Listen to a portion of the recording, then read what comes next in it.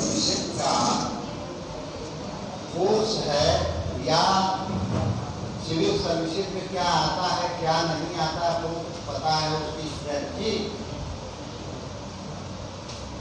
कोई orientation class वगैरह हुई है? नहीं पढ़ाई गई होगी, क्या है तो हमसे क्या पढ़ना है ये बताओ ना।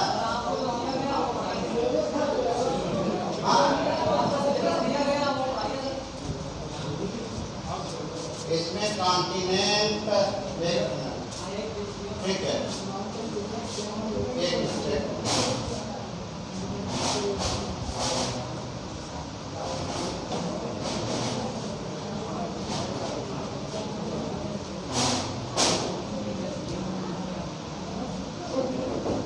कॉन्टिनेंट जियोलॉजी माउंटेन रिवर और प्लेन जनाब एक साथ नहीं पढ़ा सकते हैं। ये कॉन्टिनेंट पढ़ाते उसकी जियोलॉजी पढ़ाते।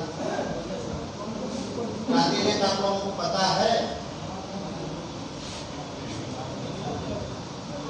नहीं ना, कोई बात नहीं। देखो बेसिक चीजें पहले आप थोड़ा सीखो, तब समझ में आएगा कि ये महाद्वीप, महासागर और लैंड फॉर्म के जो टाइप्स हैं वो किस श्रेणी के हैं, कैसे बने और कैसे ओशन वगैरह बना, ये आपको पता है।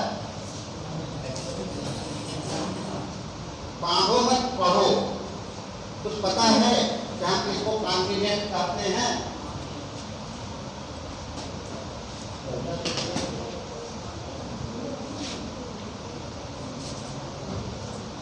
महाद्वीप ठीक है, महासागर।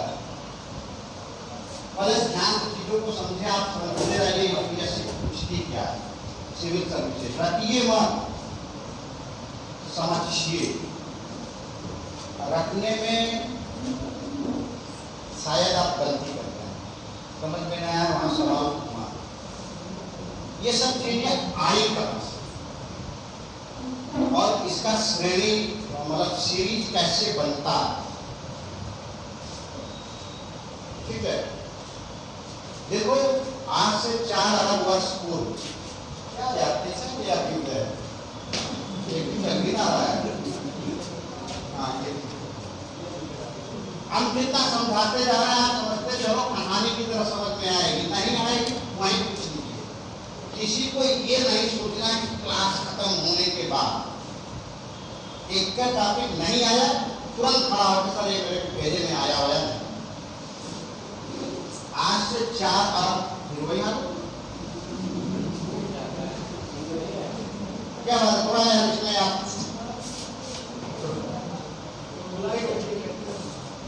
2 तैयार करो बंदूक को, बिना बंदूक के आज से 4 अरब वर्ष पूर्व, जैसा कि जो ब्रह्मांड के निर्माण के विषय में बात हम यह बताना चाह रहे हैं आपको, ये शब्द आए कहां से, अंतर कहां है, हुआ है, तब उसकी आप जियोलॉजी समझ पाएंगे। 4 अरब वर्ष पूर्व जो है ब्रह्मांड निर्माण की बात होगी। आप सब पढ़े होंगे कहीं पर लाप्लास के निहारिका परिकल्पना पृथ्वी की उत्पत्ति से, कहीं चैम्बरलिन की है, कहीं पर जो है टाइगर थियरी है, कहीं पर आपका डस्ट थियरी है फोटोस्फीयर की, कहीं पर जफरीज की थियरी है।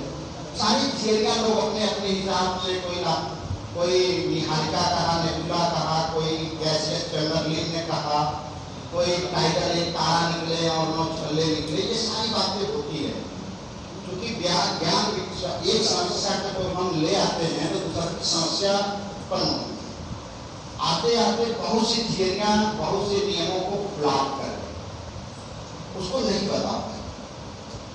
बेल्जियम के भौतिक शास्त्री थे जॉर्ज लेमेंटेरे।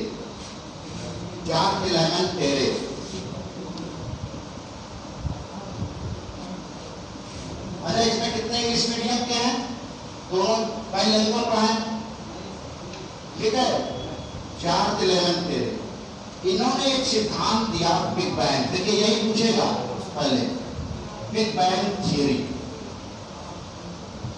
क्योंकि ये जो पहले की थियरियां थी उससे इन्होंने सीखा कि ये थियरी फ्लॉप हुई, ये थियरी फ्लॉप हुई, ये थियरी फ्लॉप हुई। जैसे आप कभी खाना बनाते हैं, कभी बिगड़ जाए तो आपको ये पता हो जाता है कि इस वजह से ये खाना खराब। तो नेक्स्ट टाइम जब आप या कोई और बनाना चाहेगा, आपकी गलतियों से सीखेगा, तो दूध उबाल रहा है तो उसमें नींबू तो नहीं डालेगा, तो उसको पता होगा कि फट जाएगा। इस बात को ये याद लेना तेरे चैमबरलेन और लाप्लास, कांट और जेम्स जैफ्रीज, ये लोग गलतियां कर चुके थे, उससे वो सीखा। और सीखने के बाद उसने कहा बिग बैंग थियरी कि जितनी भी ब्रह्मांड की एनर्जी, हम सब ऊर्जा का परिणाम। तो आइंस्टीन ने कहा कि द्रव्यमान को ऊर्जा में, ऊर्जा को द्रव्यमान, वो बात सही है। अगर आप सबको अगर कह दिया जाए कि आप ऊर्जा के परिणाम और सूर्य का ऊर्जा आप में निहित है, अगर सूर्य न होता तो इस धरातल पे कोई भी ज्योग्राफिकल कंडीशन, चाहे हवा न चलती या मिट्टी न बनता या वनस्पतियां न उगती, जब ये सब होता भी नहीं तो आप कहाँ से आ जाते, आपके लिए भोजन पानी कहाँ से आता? यानी उसी की एनर्जी आप में परिवर्तित, ट्रांसफॉर्मिंग सब एनर्जी। तो इस बात को इसने पकड़ा, कहा कि पूरे ब्रह्मांड का जो है केवल ऊर्जा है, और यह ऊर्जा एक बहुत छोटे बिंदु में समान है, ठीक है, लेकिन बहुत छोटा बिंदु था और उसी में सारा ऊर्जा क्या है सब हाँ इसमें। अब इतनी ये ऊर्जा किया हुआ, जैसे आप देखते होंगे नाभिक विखंडन, नाभिक संलयन की बात होती है, परमाणु बम की बात होती है। अब आप कल्पना नहीं कर सकते कि उसमें क्या है, नाभिक तो तोड़ जाता है ना। इस चीज को पकड़ने के लिए बहुत ऊर्जा की जरूरत होती है, बहुत ऊर्जा की, और बिगाड़ने के लिए बहुत कम एनर्जी की जरूरत। ये दोनों लोग हैं ना, 20 साल दोस्ती बनाए रखने के लिए पैमान, मनोबल बहुत रखना पड़ता है, होगा ना। कई बार चॉकलेट भी देना पड़ेगा, माफी भी मांगनी पड़ेगी, उसके व्हाट्सएप के मैसेज का जवाब भी देने की दोस्ती बनी रहे।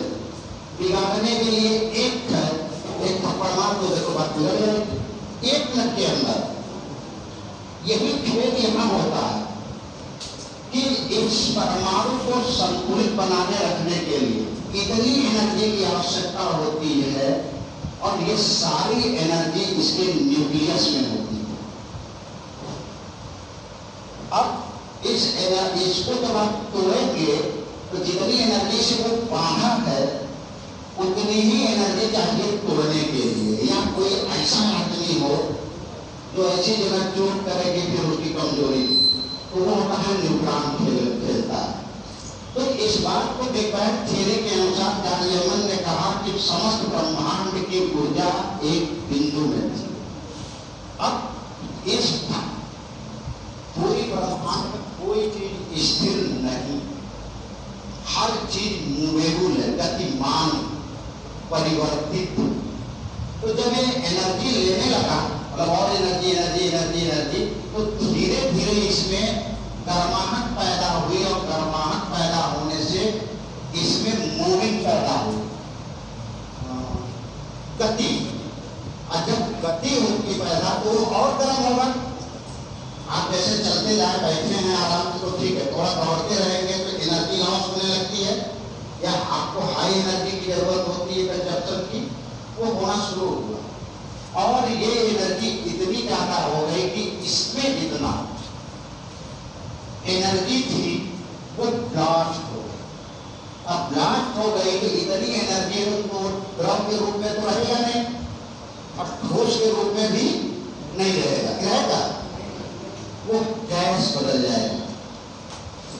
जैसे आप चाय जब गर्म करते हैं तो वो द्रव होता है, एनर्जी देने लगते हैं तो वो वाटर वेपर में बदल जाता है, गैस। और इतनी एनर्जी, करोड़ों अरबों डिग्री सेल्सियस का टेम्परेचर जब इंक्रीज हुआ तो पूरा का पूरा ब्रह्मांड एक्सपेंशन होने लगा और ये सारा का सारा मैटर गैस में बदल गई।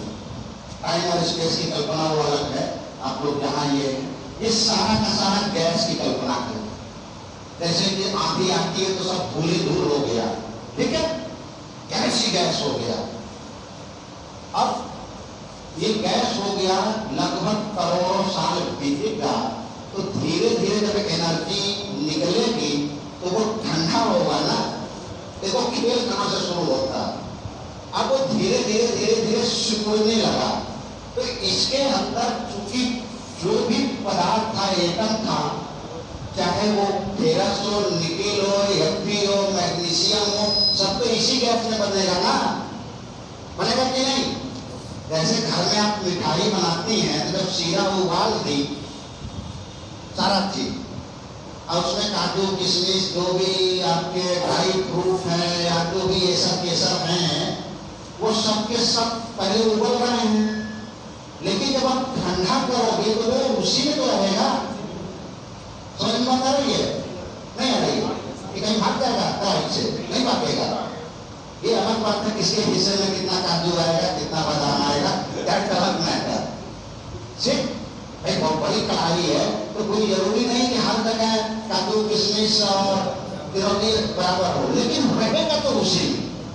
तो सेम ये ऐसे ही था और धीरे धीरे जब ठंडा होने लगा तब ठोस बनेगा। अब वो मिठाई बनना शुरू हो गई ना, अब ठोस बनेगा तो जहां पर ज्यादा खनिज पदार्थ होंगे वहां जमा होने लगेगा।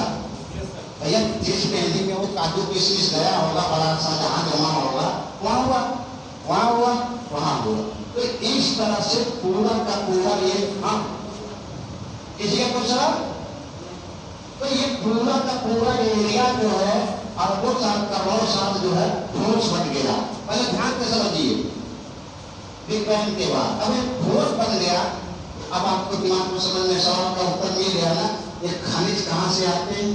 ये उसी न्यूक्लियस में छोटे डार्क पार्टिकल, उसको डार्क मैटर कहते हैं, जो छोटा सा था उसी डार्क मैटर में था जितने भी खनिज है 2-2,5-3,000 प्रकार, ये सब उसी समय जैसे जैसे वो गैस ठंडा हुआ और जहां जहां वो कंडेंसेशन हुआ, संघनित हुआ, वहां वहां वो खनिज पदार्थ। इसीलिए देशों में कहीं कोयला मिलता है अलग, कहीं लोहा मिलता है, कहीं मैग्नीज, कहीं कुछ, जिसके हिस्से में जो आया वो आ गया। क्लियर बात समझ में आई? नहीं आई? जिसकी किस्मत में जो लिखा था वो तेरी महफिल में काम आया। तो अब इतना आने के बाद कोई चीज जब ठंडा होती है, ध्यान से समझिए बात को, और जो रॉक्स है, अब रॉक में बदल गई ना चट्टान में, जो रॉक्स है वो बैक कंडक्टर आखिरी होती है, उष्मा की मतलब पूर्ण चालक होती है, यानी उष्मा को बहुत आराम से बाहर या नहीं जाने देते। ध्यान से बात को समझिए, इतनी मोटी परत थी इधर से, इतनी मोटी परत थी इधर से, ये लोग तो ठंडा हो जाएंगे लेकिन ये तो गर्म रहेगा ना, नहीं गर्म रहेगा, बस यही से खेल शुरू होगा। तो जब ये गर्म है ये ठंडा होंगे, जब ठंडा होंगे तो एकदम आयतन कम होगा ना, नहीं होगा? अरे कभी देख लीजिए भैया, नीचे वो बाटी होती है, चोखा जब बनाते हैं आप लोग तो बाटी नीचे गर्म होती है, ऊपर थाली ठंडी होती है, पत्थर चटक जाता है। बाटी समझ रहे हैं नहीं? बस वही पृथ्वी है, और अचानक मुंह में लगाओगे तो नीचे जम जाओगे, ऊपर तो वही ठंडा लेकिन नीचे गर्म। तो एक नीचे की पूरी लेयर जो है गर्म है और ऊपर वाली ठंडा होगी तो एडजस्ट नहीं होगा, नहीं होगा, कहाँ होगा? वो चटक जाएगी ना। और जैसे ही चटकी तो इसी को कहते हैं प्लेट ये टूट गई, अब जो धस गई, ध्यान से बात को समझिए। और इसी में समय के साथ बारिश जब होने लगी, वायुमंडल बन गया तो पानी भरना शुरू हो गया। तो आपको दो लैंडफॉर्म मिल गए, जो पानी के नीचे नहीं गया, ऊपर रहा चटक के, उसको बड़ा भाग को आप कहने लगे महाद्वीप। ऐसा स्थलभाग बड़ा भाग जो चारों तरफ समुद्र से घिरा हो उसको हम कहते हैं महाद्वीप, और जिसमें पानी भरा है निचला भाग उसको कहते हैं महासागर। तो सबसे पहली बार पृथ्वी के निर्माण के दौरान क्या बना? महाद्वीप और महासागर। तो जब पहली बार यह बना तो इसको फर्स्ट आर्डर का कहेंगे ना, प्रथम श्रेणी का। यही पूछेगा यूपीएससी में, तो सब चटक जाओगे। वो पूछेगा कि फर्स्ट आर्डर सीरीज के कौन से लैंडमार्क में? अरे भैया ये तो रटे ही नहीं। तो पहली बार जो बना कॉन्टिनेंट बना ना, तो प्रथम श्रेणी का अंग्रेजी लिखे चले सब लोग ठीक हो ना अंग्रेजी में? तो प्रथम श्रेणी का कॉन्टिनेंट बना और ओशन बना। पता क्या रखना है या कोई रखना है? रखना है, इसमें याद रहेगा। तो सबसे पहली बार इसको फर्स्ट आर्डर का अच्छा स्थल रूपी तो बन रहा है ना भाई। कार्य के सामने लैंड थे, उसका रूप बना, एक में पानी भर गया गड्ढा था तो महासागर बना, और एक ऊंचाई पर हो गया तो महाद्वीप बन गया। और 7 महाद्वीप है, 7 महाद्वीप है, ठीक है। Asia, Europe, north America, south America, Africa, Antarctica, Australia, यही तो है। एक जो आपका 21% यही तो है, सॉरी 28% से 30%, बाकी 71% में प्रशांत महासागर बन गया, हिंद महासागर बन गया, अटलांटिक बन गया, आर्कटिक बन गया। तो सबसे पहले यही बनाना फर्स्ट आर्डर का लैंड। क्लियर? अब ये बात तो चलती रही यार, लेकिन नेचर है वो गतिमान, कोई चीज रुकता नहीं। फिर साल दूसरा 100, 200, 400, 500, 600 करोड़ बीता, और धीरे धीरे वायुमंडल बन गया, हवा भी चलने लगी, क्योंकि पृथ्वी गर्म थी नीचे, उसके अंदर रेडियो एक्टिव पदार्थ थे, वो भी गर्मा रहे थे, वो ठंडा नहीं हुए थे। ध्यान से बात को समझिए एकदम। और इतना बड़ा भाग था, कहीं पर भूकंप मतलब वाइब्रेशन हुआ, कहीं पर ज्वाला वोल्केनो फूटा, कहीं पर कोई चीज धंस गई, अब कहीं कोई चीज टक्कर खा के उठ गई। तो जो नीचे का भाग धंसा, थोड़ा नीचे धंसा, वो मैदान बन गया, बन गया नहीं बना? थोड़ा प्लेटों के प्लेट टेक्टोनिक के कारण आपस में एक दूसरे से टक्कर खाए, फोल्डेड माउंटेन बन गया, बन गया नहीं? कोई भाग ज्वालामुखी के कारण, उद्गार के कारण जो है पूरा लावा फैल गया, दक्कन का पठार या कहीं और का पठार, बेसार का पठार बन गया, बन गया कि नहीं बना? नहीं बनेगा, बन तो रहा महाद्वीप पे ही ना। तो ये पहली बार बन रहा है या दूसरी बार? क्लियर? तो जब सेकेंड आर्डर का अगर लैंडमार्क होगा, वो बनेगा फोल्डेड माउंटेन, वो बनेगा पठार, वो बनेगा मैदान, बनेगा, वो बनेगा तटीय मैदान, बन गया। क्लियर? अब इतने पर भी बात नहीं, ये तो बन तो गया, संरचना हो रही है। अब पृथ्वी में प्रकृति में 2 चीजें साथ चलती, उसकी सापेक्ष पे निर्भर है। जैसे हम पढ़ा रहे हैं तो 2 चीजें अच्छी होती, या तो आप पढ़ के मजा आ रहा है, या तो लग रहा है सारा बकवास कर रहा है, क्या भाग करे, बढ़िया मौसम हुआ, समोसा खाए दबा के। तो जब ये लैंडमार्क बना, ध्यान से समझिए, पर्वत बना, पठार बना, मैदान बना, तटीय मैदान बना, ये द्वितीय श्रेणी के बने, लेकिन नेचर मानती नहीं। तो कहती है कि संघर्ष पर हवा भी चल रही थी, पानी भी बह रहा था, नदी भी बह रही थी, ग्लेशियर भी नीचे आ रहा था, समुद्र भी काट रहा था। तो जब ये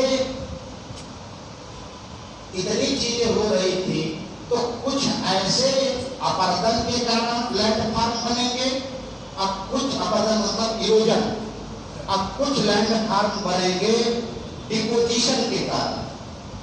तो पहली बार में महाद्वीप बना, महासागर बना, दूसरी बार में बना मैदान, पर्वत, पठार, मैदान।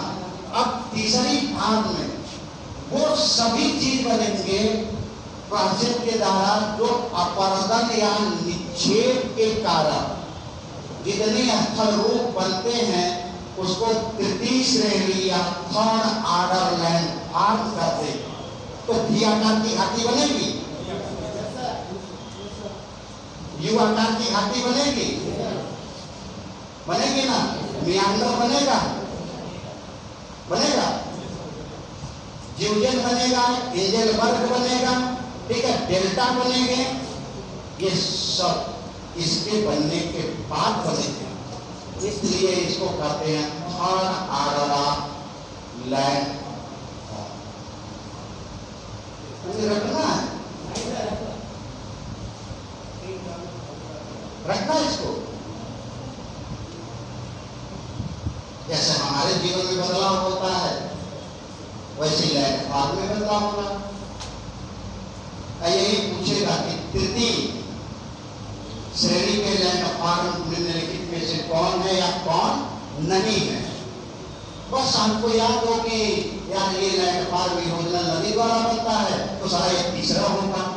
ये जो है तो पर्वत, पठार, मैदान जो है कॉन्टिनेंट के बाद बने हैं तो दूसरा है, और महाद्वीप और महासागर सबसे पहले बने हैं तो फर्स्ट।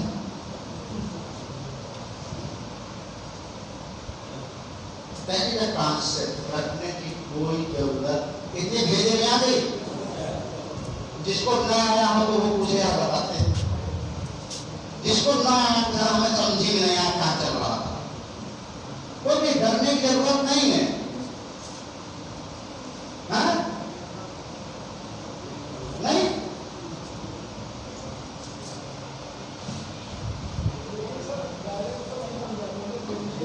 हाँ,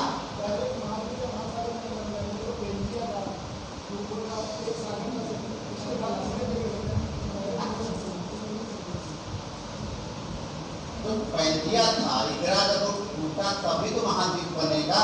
तो फर्स्ट पहली बार कौन सा बना? हमने कहा ना अगर पैंतिया को कहे तो सब एक ठोस हो गए, उसके बाद चट्टाना, तो चटकने के बाद में लैंडफॉर्म बना। तो पहला लैंडफॉर्म पैंतिया भी एक कॉन्टिनेंट ही है और उसके चारों तरफ पैंथा लाशा है। और जब पैंतिया टूटता है तो उसको आप नाम देते हैं अपने राजनीतिक सीमाओं के आधार।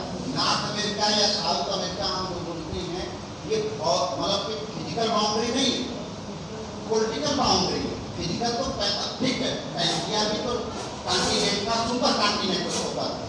तो पहला ऑर्डर क्या बनेगा? कॉन्टिनेंट ही तो बनेगा ना।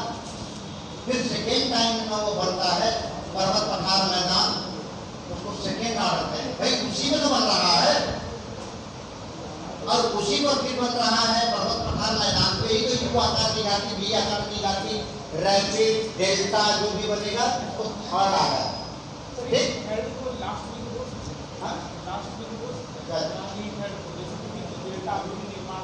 तो हो रहा है, तो कंटिन्यू चल रहा है। आपके घर में धूल जमा हो रही है, वो भी तो थर्ड ऑर्डर लैंडमार्क है।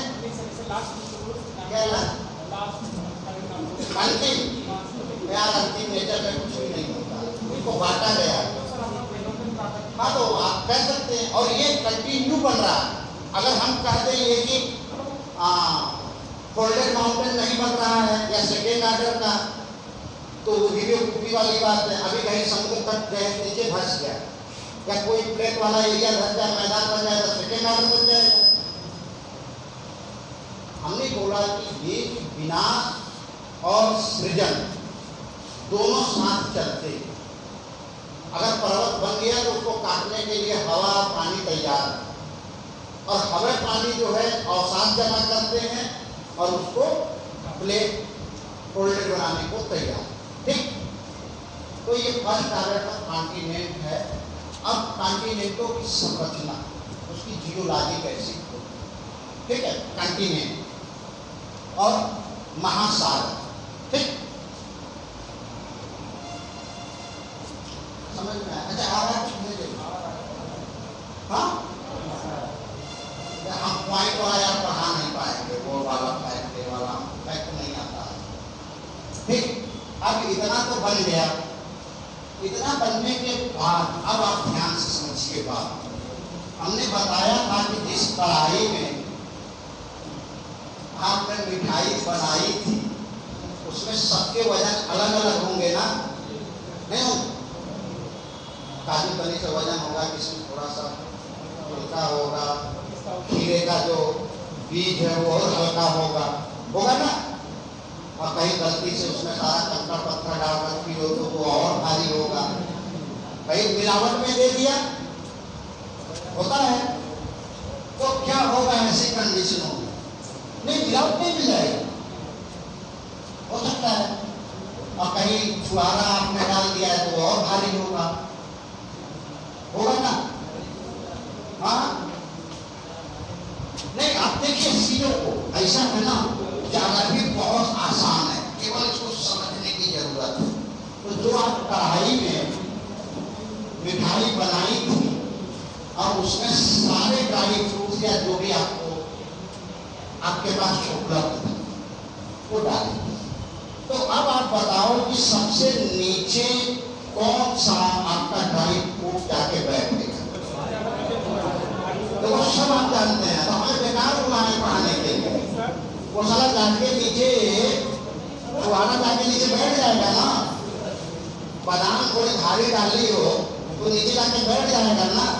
देखो यही से खेल सुन, यानी जो भारी हैवी मेटल वो जाके नीचे जमा, अब जो हल्के पदार्थ वो ऊपर जमा। बस खेल समझ।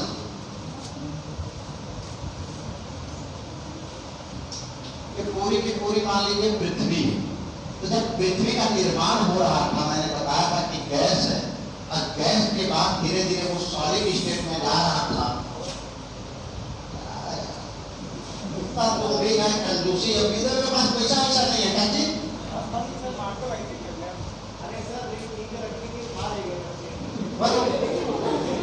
देखो, हमको दो चीजों से बहुत बेकार लगता है। एक तो हमारे जो रिवाइंड वाला जो बटन नहीं, हम अगर भूल जाते हैं तो भूल जाते हैं।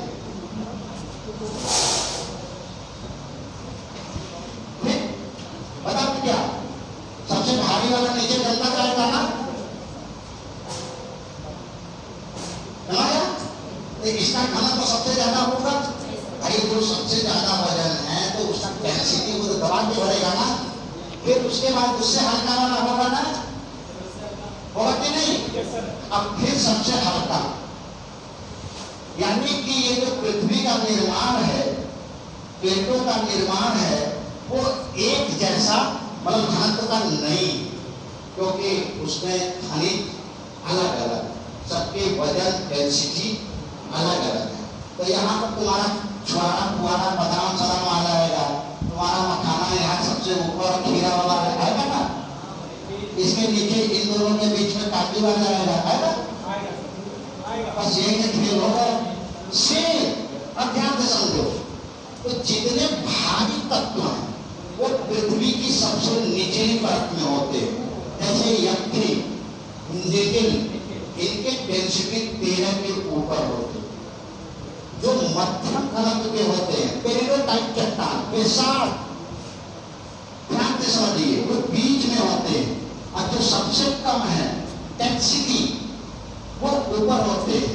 तो जो सबसे ऊपर है, ध्यान से समझिए, ये भी वाला भाग आपको दिखाई दे रहा है, दिखाई दे रहा है ना? तो इसका घनत्व होता है 2.7 और ये ग्रेनाइट का बना होता है।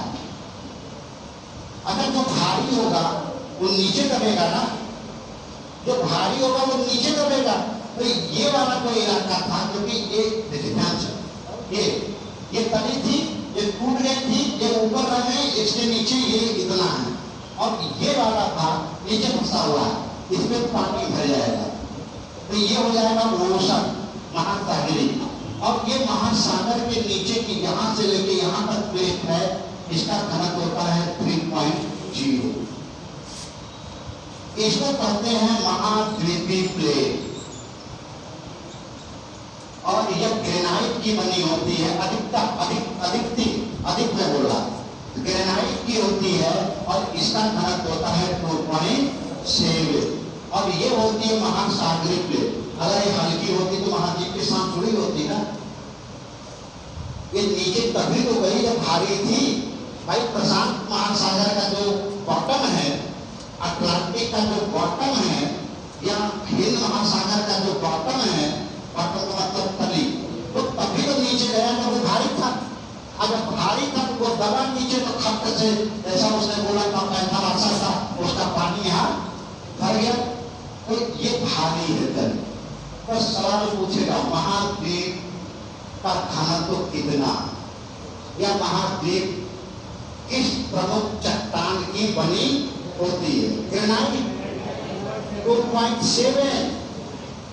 और महाद्वीप का जो महासागर का जो तली है, बनावट है, वो बेसाल्ट का बना होता है, भारी होता है, उसका 3 है, इसीलिए वो नीचे है। और ओवरऑल पृथ्वी का घनत्व यहाँ 2.7 है, 3 है, बढ़ता जाता है, एकदम घनत्व में 13 हो जाता है कोर में, इनर कोर में। टोटल जब हम निकालते हैं 5.5 आता है। ये पूछे कि पृथ्वी का औसत घनत्व कितना है? 5.5। कोर का अधिकतम घनत्व 13, महासागर का 3 बेसाल्ट का बना है, भारी है, और जो कॉन्टिनेंट है 2.7 ग्रेनाइट। क्या रखना तो रखना घनत्व से मतलब आप समझते हैं, डेंसिटी का मतलब।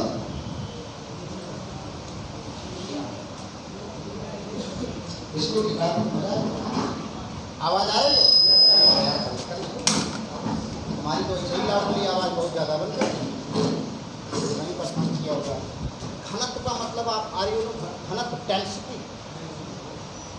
यार जब इतनी देर तक घनत्व नहीं जान रहे तो इसको कैसे समझो? हाँ, एनीवे कोई भी घनत्व डेंसिटी हम कहते किसको? अरे भगवान, सारा रामायण खत्म हो गया। हम समझ गए थे जब मुंह बना हुआ था। हाँ, वो आयतन हो जाता है।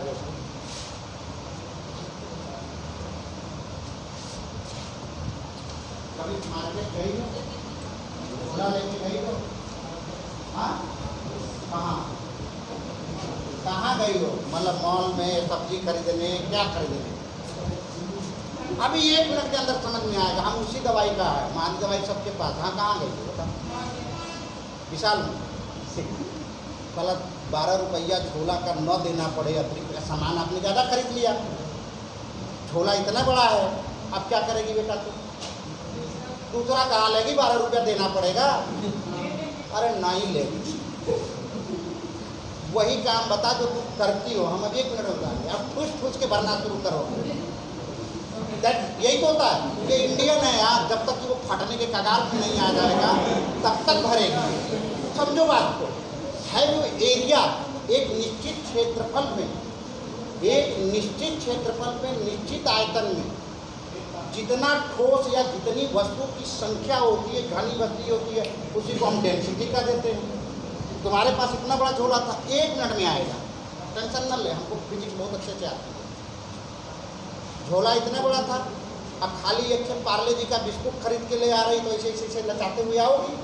कहती है डेंसिटी, एरिया ज़्यादा है, सामान कम है, यानी उसकी डेंसिटी कम है। अब खरीद ली हो ढेर सारे 10 किलो। बात को समझिए, झोला उतने बड़ा है, मैंने बोला कि इंडिया में जब तक कि लगा कि हम नहीं फटेगा तब न फटेगा तब तक तब उसमें भरते जाओ, क्योंकि 12 रुपया आप देना नहीं चाहेंगे, हम भी नहीं देना चाहेंगे, फालतू क्यों दे। अब भरते भरते एरिया में ठोस मात्रा ज़्यादा आ गया, क्यों? क्योंकि उसका वजन द्रव्यमान बढ़ गया, और द्रव्यमान बढ़ गया तो दबा के रखी हो ना, इसी को कहते हैं घनत्व, ये इसी को कहते हैं डेंसिटी। कितने लोग हो, एक 1500 स्क्वायर फीट का कमरा है, 70 लोग हो, आराम से सीट मिली हुई हो, तो आपकी डेंसिटी हो सकता है कि 1 2 3 हो, इसी में साले 300 ला के भर दे। यार ये गाली और चल जाएगी काम, हम बनारस के आदमी मुँह से निकल जाती है, इसके लिए हम क्षमा प्रार्थी हैं, ये मत सोचना, वो बनारसी अंदाज में निकल ही जाता है, ठीक है ना। आप इसी में 70 की जगह 200 भर दोगे, अब क्या होगा? ज़्यादा होगा, ठस के भर जाओगे, अब पूरे कमरे का वजन बढ़ जाएगा, तौलोगे। एरिया के अनुपात में जितना ठोस का मात्रा होती है या वस्तु की मात्रा होती है एक इकाई क्षेत्रफल पे, उसी के अनुपात को हम कहते हैं घनत्व। यानी कि इसका एरिया इतना कम है और इसमें ठूस ठूस के भरा है, तब न ये 13 हुआ नहीं, और इसका एरिया इतना है और इसमें इसकी अपेक्षा थोड़ा कम है, थोड़ा, तब न इसकी डेंसिटी कम हुई, और इसका एरिया इतना है और यहाँ पर उससे कम, तब न डेंसिटी कम हुई, और ओवरऑल सबको तब 5.5 ग्राम प्रति। बताओ इतनी छोटी सी चीज़ कैसे करोगे जी, इसमें डेंसिटी नहीं पता होगी। अब जैसे ये है, एकदम इसके अणु एकदम नज़दीक है ना, तो ये देखो भारी है, भारी होने का मतलब इसकी डेंसिटी ज़्यादा है, और इसी के बराबर मैं कोई और चीज़ उठा लूँ तो क्या हो, उसकी डेंसिटी कम होगी क्योंकि एरिया ज़्यादा हो जाएगा। अभी आप सब लोग 1500 स्क्वायर फीट में बैठे हैं, एक सीट मिली, आपकी डेंसिटी जो कुछ है घनत्व है। घनत्व का मतलब यार भीड़ समझ कि 1 वर्ग किलोमीटर, 1 वर्ग क्षेत्रफल, 1 सेंटीमीटर, कोई निश्चित एरिया में कितनी भीड़ है। अब किसकी भीड़ है? या तो अणु की भीड़ होगी, परमाणु की भीड़ होगी, व्यक्ति की भीड़ होगी, किसी चीज़ की भीड़ होगी, उसी को हम डेंसिटी करते हैं।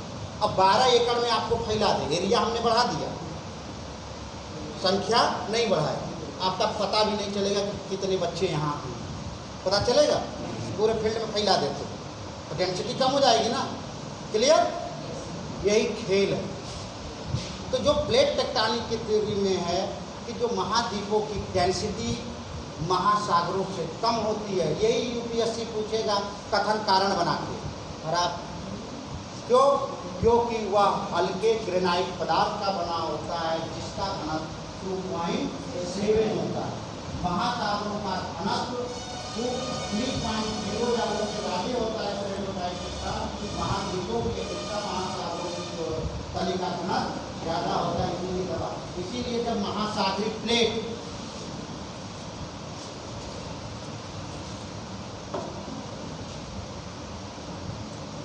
नहीं पता तो या तो हम ही का उस पर आ रहे हैं या तो लोगों को कुछ मजा आ रहा है। विशाल वाले उदाहरण तो समझ में आ रहा, एक पार्ले बिल्कुल ऐसे नचाते हुए लेके आ जाओ और 10 किलो भर दो, अरे यार दोस्त नहीं संभाल लो यार। डेंसिटी देखो, विज्ञान बहुत सरल है और ज्योग्राफी बहुत सरल है। जब हम उसको अपने निजी जीवन से और एकदम आसपास से समझने की कोशिश करेंगे, रखने की नहीं, तब आपको समझ में आएगा, तब आप यूपीएससी क्रैक करोगे। और सच बताएं, मैं रियली बता रहा हूँ, फिजिकल ज्योग्राफी मैं 10 साल बाद पढ़ाने आया हूँ और पढ़ भी नहीं पाया। पढ़ने का मतलब एक नजर एडमिशन का काम कर रहा है, लेकिन कॉन्सेप्ट है 10 साल बाद भी। एक कहावत है, पूर्वांचल का कोई है नहीं है, बैल बुढ़ा जाता है हराई नहीं भूलता। बुढ़ा जाएंगे लेकिन कॉन्सेप्ट किसी को कहते हैं पढ़ाई। ठीक है, कोई बात नहीं। एक प्लेट, ध्यान रखिए, ये है प्लेट का मतलब अस्थल खंड कॉन्टिनेंट। ठीक है, प्लेट उसको कहते हैं जब कि कोई बड़ा स्थल भूखंड हो जो टूट गया हो, उसी को हम प्लेट कहते हैं। जैसा उसने बोला था, क्या नाम है, युगांतर, जो पैंथालासा से जो क्रैक हुआ, टूट गया। अरे रो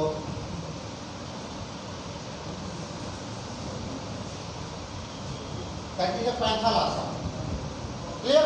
हमको कंप्यूटर की जरूरत है। और इसके चारों तरफ पानी गिरा हुआ, ये पैंथालासा, ये पैंजिया। ठीक, ध्यान दें, यहाँ पानी है, आप कल्पना करो। और हमने बताया था कि ये जो गर्म था और ऊपर वाला ठंडा हो रहा है, तो नीचे वाला ठंडा, ऊपर वाला ठंडा हो रहा है, तो सिकुड़ेगा कोई चीज़ ना।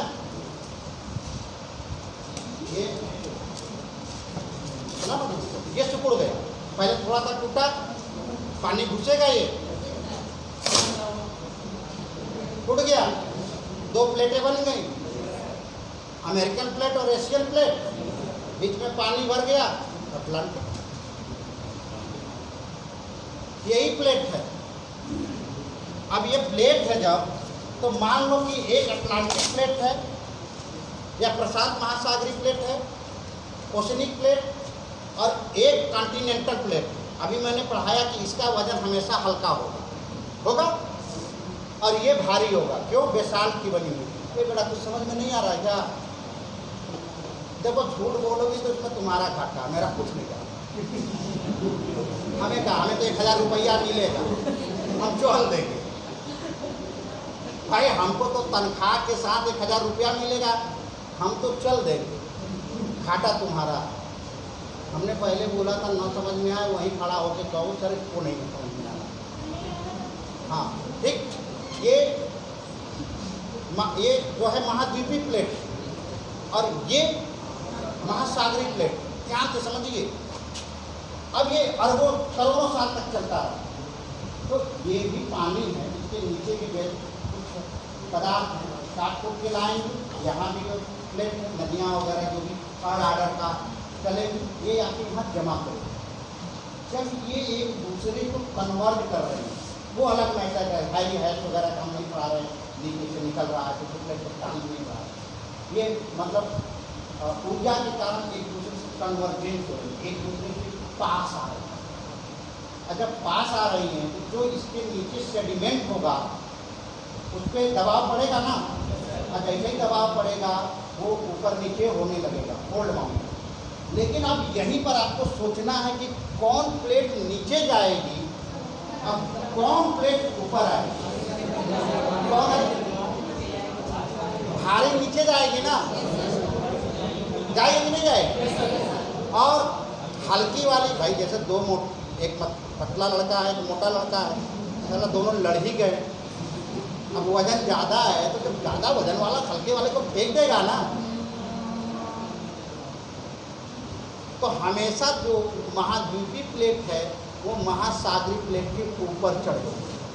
इसमें कोई जादू है नहीं, कॉन्सेप्ट है। क्यों?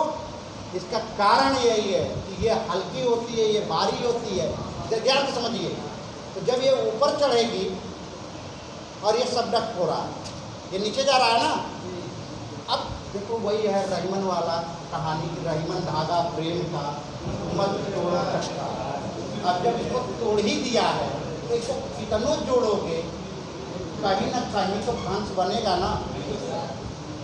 इसीलिए अपनी दोस्ती को तोड़ो मत, काम गड़बड़ है। क्या कितनों डेयरी मिल्क खिलाओगे वो फिर मानेगा नहीं। सारी बोलो, इमेजी भेजो, कुछ तो करो, मानेगा। ध्यान से देखिए, अब ये ऐसे गया और ऐसे, तो जब ये महासागर है ना, ये महासागर है और ये नीचे गए। और हम सब जानते हैं कि 32 मीटर जाने पर 1 डिग्री सेल्सियस टेम्परेचर इंक्रीज होता है। अब मान लीजिए कि ये नीचे गई और धीरे धीरे 100 किलोमीटर तक चली गई, 80 किलोमीटर तक चली गई, किलोमीटर में बोल रहा हूँ। टेम्परेचर हज़ारों डिग्री सेल्सियस बढ़ जाएंगे, और जैसे ही हज़ारों डिग्री सेल्सियस बढ़ेंगे, ध्यान से समझिए क्यों आते हैं फोल्डेड माउंटेन में भूकंप और क्यों कमज़ोर होते हैं। तो सबसे कमज़ोर कहाँ इलाका होगा? सबसे वीक, जहाँ पर ये जुड़ रहा है। भाई देखो यहाँ भी कमज़ोर नहीं होगा, यहाँ भी सबसे कमज़ोर यही है ना, क्योंकि जुड़ा ही नहीं। और ये नीचे जब गया तो इसके साथ पानी भी जाने लगेगा ना, रिसने लगेगा, और रिसने लगेगा पानी, तो ये जब नीचे जाके गर्म हो रही है और पानी जा रहा है तो भाप बनना शुरू हो जाएगा। और जब भाप बनना शुरू होगा वाटर वेपर, तो उसी को जो चट्टानें पिघली हैं और उसके साथ जो वाटर वेपर है, जब सब मिल जाता है तो उसी को हम कहते हैं मैग्मा। तो मैग्मा का निर्माण शुरू हो जाएगा, और जब करते करते बहुत हो जाएगा, बार बार वो इस पर प्रेशर करेगा, तो जहाँ से वीक होगा तोड़ देगा, और तोड़ देगा तो वॉल्केनो, और उसी के साथ भूकंप आएगा। तो जब वो बाहर मैग्मा आके चपकना शुरू हुआ, उसी को कहते हैं लावा। इसीलिए जो फोल्डेड माउंटेन होते हैं, बलित पर्वत, वो सबसे कमज़ोर माने जाते हैं, क्योंकि वहाँ पर दो प्लेटें आपस में, ये दो जरा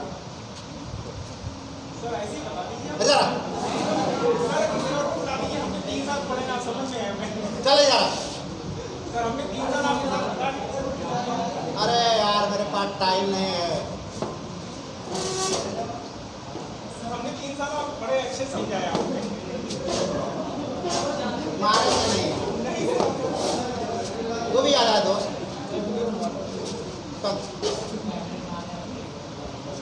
ये दोनों प्लेटें हम जहाँ गए थे गुप्ता को परेशान, ठीक, इसकी बॉडी वगैरह सब ठीक ठाक है, तो छड़ जाए यार, छड़ जाए, कोरोना नहीं है, चल। ये दोनों प्लेटें, इन दोनों को आप लोगों को तोड़ना है तो ये कहाँ से टूटेंगे? यही यही पोजीशन से ये अलग होंगे, और यही पोजीशन सबसे वीक है। और यहाँ पर अगर वाटर है तो यहाँ से पानी भी जा रहा है, और जब सबसे वीक है तो सबसे पहले मैग्मा उन्हीं को तोड़ेगा। तो फोल्डेड माउंटेन में आप क्या देख लो, हिमालयन देख लो भाई, हिमालयन देख लो, रॉकीज देख लो, एंडीज देख लो, प्रशांत महासागर के तट देख लो, वो सबसे ज़्यादा भूकंप, सबसे ज़्यादा ज्वालामुखी, और सबसे ज़्यादा प्राकृतिक आपदाएं। कहीं बढ़िया वाला देखो बनाए हुआ वर्ल्ड का मैप, इतनी बात समझ में आई। इसीलिए अब वो क्या करेगा, आसन देगा कि बलित पर्वत कमज़ोर होते, कमज़ोर इसीलिए होते हैं कि जहाँ पर दो प्लेटें आपस में टकराने के कारण बनती है, और यहाँ पर ड्रम्स का निर्माण होता है। और आप फिर कहेंगे सर ये तो बड़ा कठिन सवाल है, वो यहाँ से नहीं टूटेगा जल्दी, है मजबूत, वो टूटेगा यहाँ से तब टूटेगा, यहाँ से तब टूटेगा, यहाँ से जब दो पिन लगा के खींच दे, और जब दो पिन लगा के खींचेंगे उसके पेट फटेगा, उसको कहते हैं फॉल्ट, ड्रम्स। जैसे दो दोस्त ऐसे हैं ना, ये एक इधर जा रहा है एक इधर जा रहा है, तो इसके कारण से जो बनेगा उसको कहते हैं फॉल्टिंग। तो फिर ये यहाँ से कमज़ोर होगा, यहाँ से भी वॉल्केनो एंड अर्थक्वेक, ठीक है, लेकिन सबसे ज़्यादा फोल्डिंग भरा है ना। अरे मैं ये पूछ रहा था, वर्ल्ड का मैप बनाने आता है? हाँ, रटो मत कि फोल्डेड माउंटेन क्यों कमज़ोर होते हैं, भ्रंश क्यों। देखो ध्यान से, कोई बात नहीं, हम हैं, बहुत दिन बाद आए, लेकिन कल पता नहीं।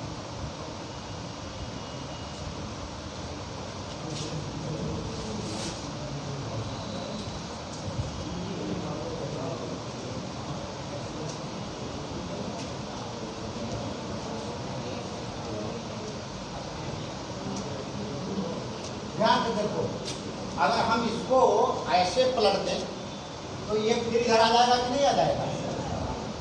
नहीं आएगा, ठीक आ जाएगा। आप ध्यान से देखो, ये अटलांटिक, ये साउथ अमेरिकी प्लेट है, इतना ये सॉरी नॉर्थ, ये साउथ अमेरिकी प्लेट, ये अफ्रीकी प्लेट है, ये एशियाई प्लेट है। अभी एक मिनट में समझ में सब आपको आएगा पूरा। ये पैसिफिक प्लेट है। इसको अगर हम रसिया को इधर बना देंगे तो काम चल जाएगा, चल जाएगा ना? इसको अब ये तो पूरा का पूरा महासागर है ना? अब ये प्लेट है, ये कॉन्टिनेंटल प्लेट है, ये कॉन्टिनेंटल प्लेट है, और ये जो है ओशेनिक प्लेट है। यहाँ से ये टूटेगा, ये इधर जाएगा, ये इधर जाएगा। तो इसके किनारे जितने भी सेडिमेंट होंगे, सेडिमेंट का मतलब जो हजारों लाखों करोड़ों वर्षों से अवसाद जमा, अब उस अवसाद पे धक्का लगेगा ना, धक्का लगेगा, धीरे धीरे ये क्या होगा? फोल्ड होगा। तो इसका तो मुंह टूटेगा कि नहीं टूटेगा? जैसे हम हैं और ये दोनों लड़ेंगे, वो तो अलग की बात है, पहले तो नाक तोड़ेंगे फिर ना नाक ऊपर जाएगी।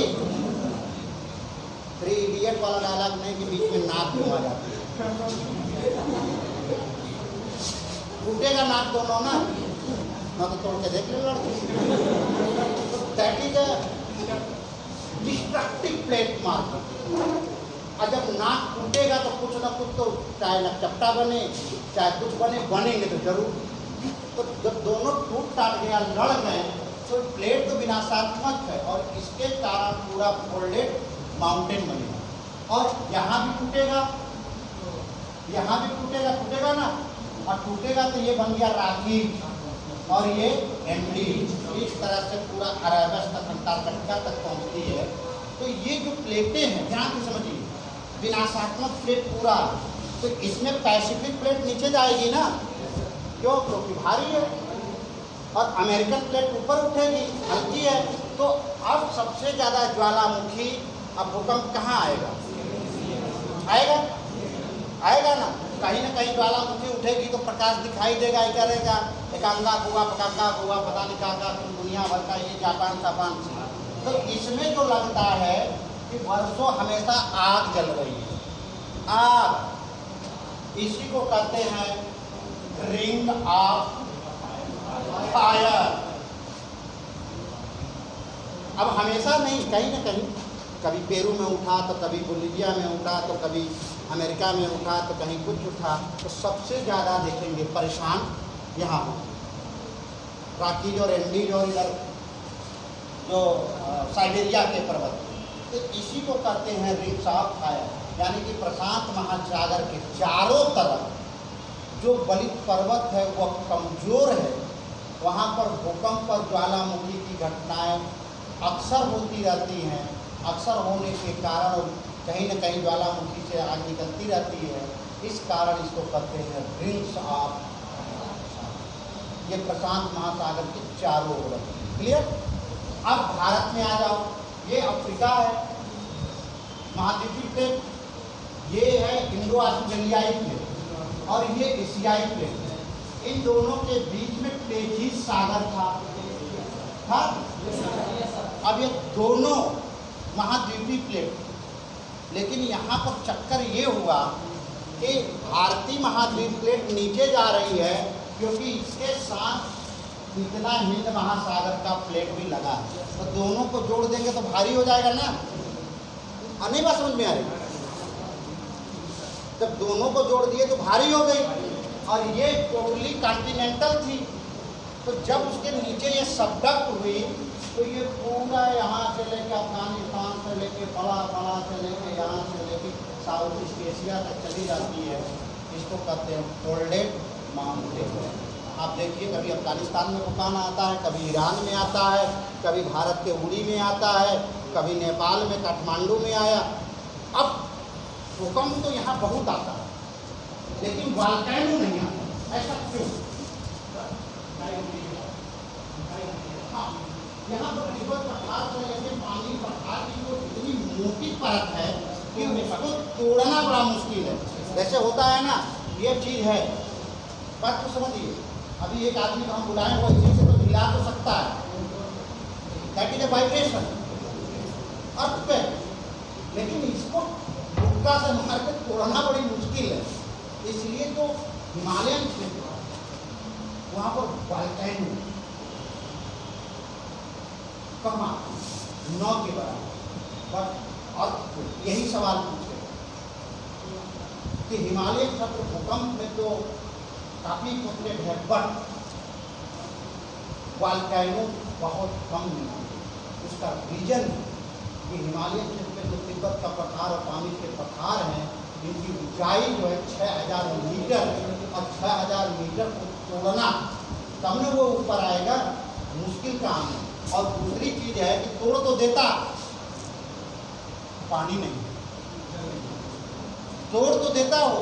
अगर प्रशांत महासागर या हिंद महासागर का की तरह अटलांटिक की तरह वाटर होता तो जो हाइड्रोलिक प्रेशर लगता ना, तो 6000 का वो 9000 मीटर भी तोड़ देता। तो वहाँ पर एक बेनिफिट ये है कि पानी का स्रोत कम है, मतलब नीचे पानी कम जा रहा है। इसीलिए हिमालय को तरुण पलित पर्वत और कमज़ोर कहते हैं। कमज़ोर इसीलिए कहते हैं क्योंकि वहाँ पर फ्रंट्स है, टूटी फूटी है, इसीलिए। और सबसे जो मजबूत है वो प्रायद्वीपीय पठार है। प्रायद्वीपीय पठार तब की है जब पृथ्वी ठंडा हो रही थी, मतलब सॉलिड स्टेट में आ रही थी, और जो मौलिक भारत है वो कभी भी जलाशय के नीचे नहीं है, सबसे पुरानी।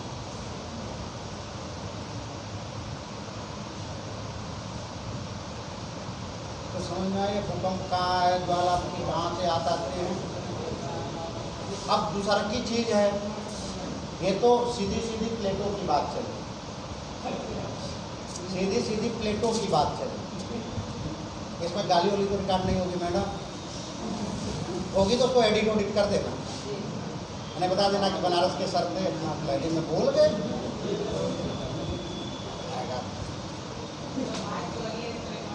क्या फर्क पड़ता है, छोड़ो, हो गया, कोई बात नहीं।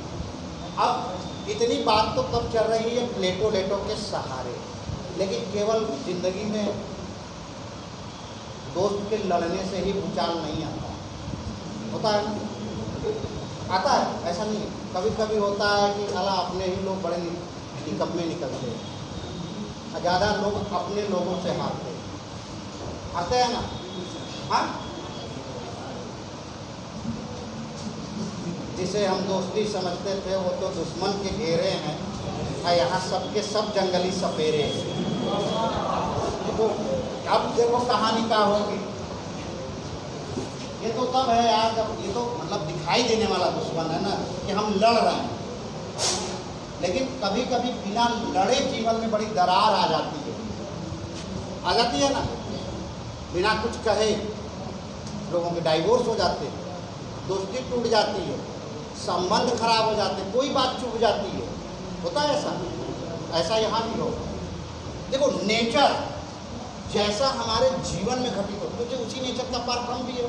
हमने बताया कि सन के एनर्जी का ट्रांसफार जो वहाँ घट रहा है वही यहाँ भी घटेगा। अब देखो कैसे होगा, इसको मिटा दे, लास्ट बता देना टाइमिंग हमको, जब खत्म हो कितने बजे खत्म करना, 10 मिनट है, 5 मिनट है। हम तो सोचे हम पढ़ाई नहीं पाएंगे, कोई बात नहीं, डोंट वरी।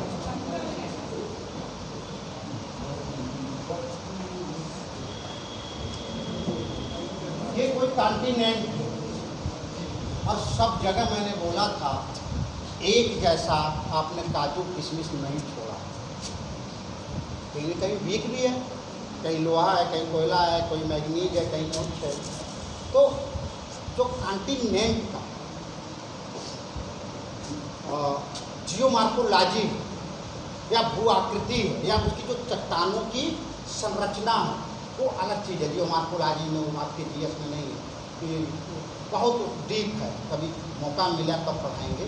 पहले वो अलग अलग है, कहीं चूने की चट्टान है, कहीं ग्रेनाइट है, कहीं बेसाल्ट है, कहीं कुछ है, कहीं कोई आदमी बहुत कठोर है, कोई आदमी बहुत नरम है, कोई बहुत भावुक है, कोई ऐसा आदमी है जो टेंशन नहीं लेता, कोई ऐसा है कि दिन भर टेंशन लिया रहता है।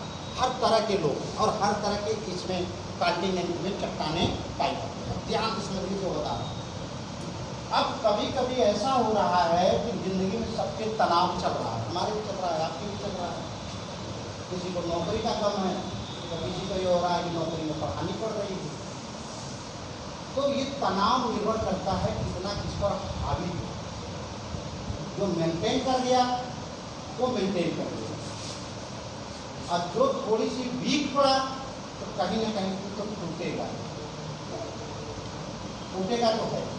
अब टूटेगा, हम अब देवदास वाली बात तो नहीं करेंगे कि अपना भाई चढ़ाया हुआ है, ड्रिंक किया हुआ है, वो सब तो फिल्मी दुनिया है। जीवन मतलब थोड़ा कष्ट में आता है। तो अब देखिए कि कोई ना कोई खिंचाव चल रहा है। इसमें शादीशुदा कोई है, मैरिड, गुड, कम मैरिड हुई है, चलो बधाई। तो ये मैरिड लोगों में ना जो पुरुष वर्ग है उसके जीवन में बड़ा तनाव चलता है, जैसे यहाँ तनाव चलता है। बीवी की बात सुने कि मदर की बात सुने, उसके साथ स्थिति होती है कि है गमे जिंदगी, अब कुछ तो दे मशवरा, मैं किधर जाऊं होता नहीं है फैसला है। अब उसी खींचा तान में वो जो है झुलस जाता है। मैरिड लोगों की भाई फैमिली कोई आज से नहीं सदियों से होता है भाई।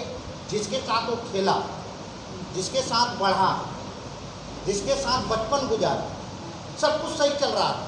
शादी होने के 2 साल बाद अलग हो गया।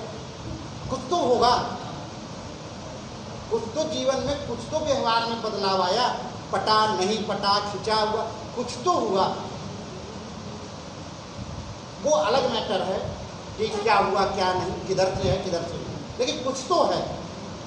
तो वो तनाव बढ़ता जाता है, और तनाव जैसे अपनी जिंदगियों में बढ़ता जाता है। पहले बहू आती है या पहले दामाद जाता है तो बड़ा स्वागत होता है, फिर किसी बात को लेकर खींचातानी, फिर बढ़ते बढ़ते बढ़ते तुम्हें लगता है यार आप बर्दाश्त से बाहर।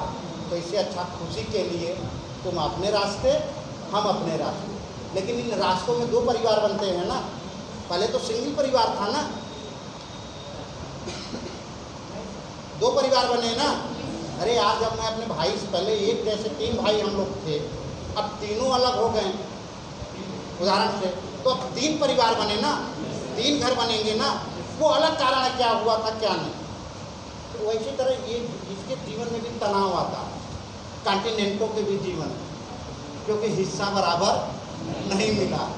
किसी को बड़ा मजबूत मिला जहाँ तुम लोगों ने छुआड़ा जमा दिया था मुना, अब किसी में खाली चीनी आया तो तनाव तो होगा। यार क्या मिठाई बनाई थी, ड्राई फ्रूट नहीं डाली, अरे मैं डाली थी, तो चला वही हिस्सा आपके में गया जो था नहीं।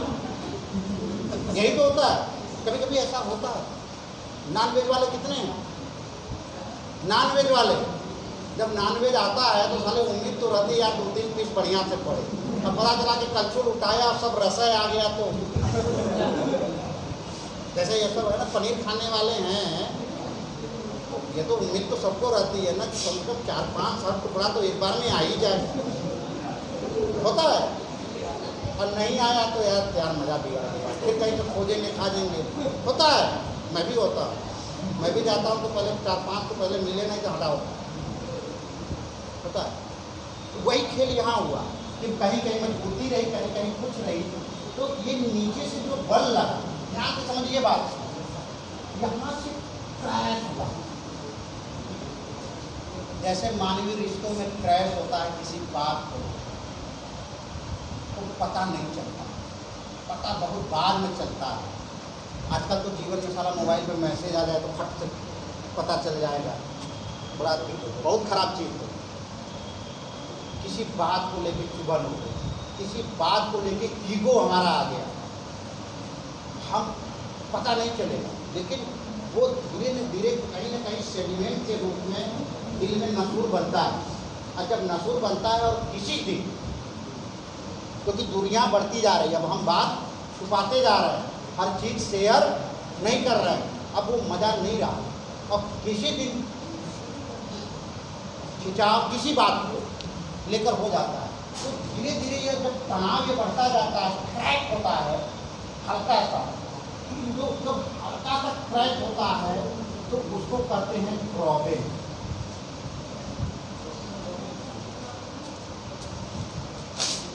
करियाना ना, ठीक है, अभी हल्का हल्का आ रहा है, इसको हम कहते हैं प्रॉब्लम। फटा नहीं, लेकिन दरारें पड़ गई।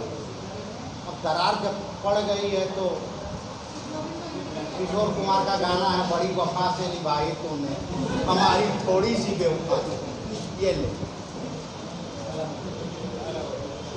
फिर आप यहाँ अलग हो गए ना, अलग हो गए, अब इन दोनों के बीच में गैप बन गया, इसी को कहते हैं रिफ्ट वैली। जब ग्रामीण टूटकर दोनों अलग अलग, पहले वो हल्का सा फटा था, बड़ी हो गई, इसी को कहते हैं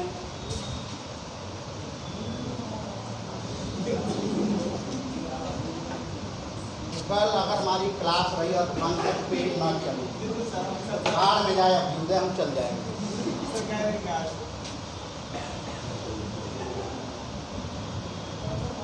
ठीक, जब बड़ी घाटी बन जाती है उसको कहते हैं रिफ्ट वैली। जैसे अफ्रीका के पास में लाल सागर से होते हुए टूट टाट के विक्टोरिया तक गई है ना,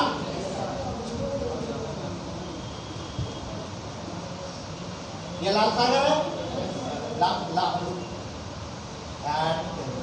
इस तरह से टूटती ही अफ्रीका की महान रिफ्ट वैली है ना, राइन नदी रिफ्ट वैली में बहती है। तो ग्रामीण और रिफ्ट वैली में बात समझ में आई। जब हल्का सा तनाव हो और थोड़ा सा क्रैक हो, उसको कहते हैं ग्रोबेल। और जब बात यहाँ तक आ गई कि तेरा मुंह नहीं देखेंगे, रिफ्ट वैली बन गई। क्लियर? अब मुंह तो बन गई, अब दोनों परिवार अलग हो गए हैं, रिफ्ट वैली बन गई। अब देखे यार, अरे यार कोई टेंशन नहीं,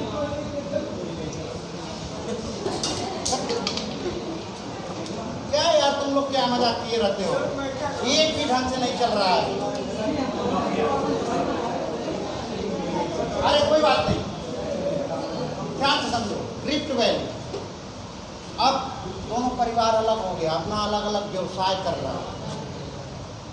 अब समस्या यहाँ आए, किसी कारणवश, ध्यान से बात को समझिए, एकदम आराम से समझिए,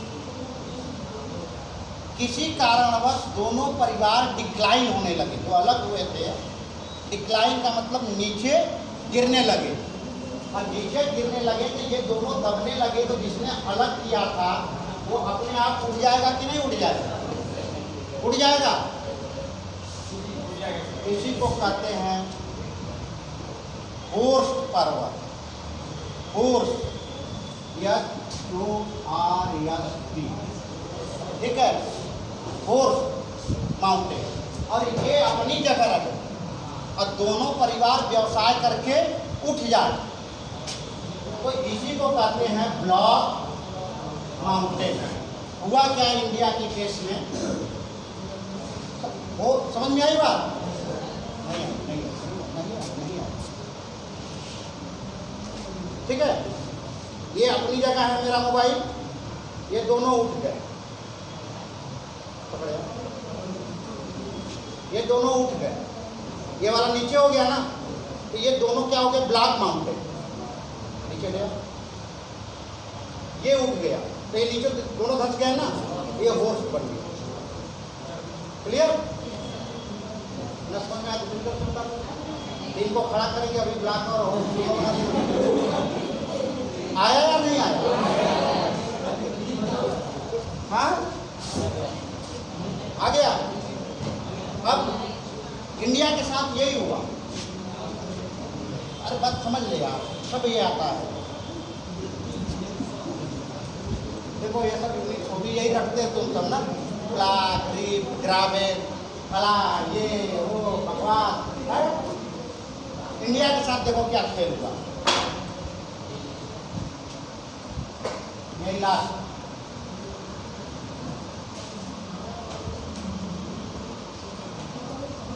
अरे भुगता तो क्या मजाक कर रखा है यार।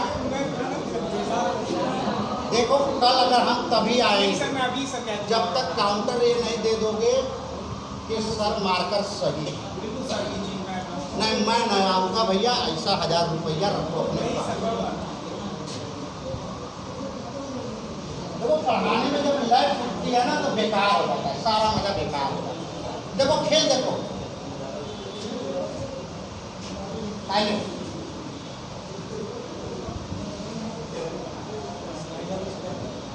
ये विंध्य पर्वत थी, क्लियर। इसी के ऊपर नर्मदा बहती है। तो जब नर्मदा नदी बह रही है तो नीचे घाटी होगी ना, और जस्ट इसी के नीचे ताप्ती बहती है। ये अपने आप ब्लैक माउंटेन बन गया। Yes sir. ये उठ गया कि नहीं बन गया। तो विंध्यन एक ब्लैक माउंटेन, अब तो वो सड़ते गलते उसको कहते हैं अवशिष्ट पर्वत, रेजिडुअल। और इसी के नीचे ताप्ती के नीचे जो है सतपुड़ा है। तो ये दोनों ब्लैक माउंटेन के उदाहरण हो गए कि नहीं हो गए। अब ब्लैक इसलिए नहीं कहते क्योंकि ये आज से 40-44 करोड़ वर्ष पूर्व की बनी है।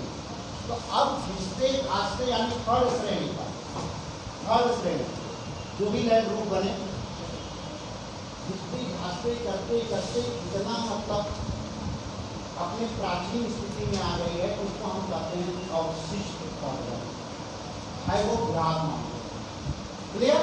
दूसरका जो लोग फंसे रहते हैं, हाँ दूसरका जो फंसे रहते हैं, ये गोंडवाना लैंड का भाग था ना, और इसी के पास में क्या था, अफ्रीका था। जब ये टूटा यहाँ से और जाने लगा इधर, तो इसका ये वाला भाग जो अरब सागर के नीचे वो गया धस, वो नीचे जैसे ये है, ये इंडिया है, ये अफ्रीका है। जब ये इससे टूटा अलग हुआ तो यहाँ वाला भाग धस गया, तो ये अपने आप उड़ जाएगा कि नहीं उड़ जाएगा। और जब उठ गया तो ये जो नीचे सह्याद्री बनी, ब्लैक माउंटेन हो जाएगा ना, ब्लैक होगा ना, फोल्डेड नहीं ना होगा। वो एक टूटा अरब सागर की तली से, तो वो जैसे ही नीचे गया वो ऊपर उठ गया। तो ये ऊपर उठा तो सह्याद्री माउंटेन बन गया और ये ब्लैक माउंटेन। और ये दोनों जो एक दूसरे के टक्कर के कारण है, ये फोल्डेड माउंटेन, क्लियर। टाइमली खत्म।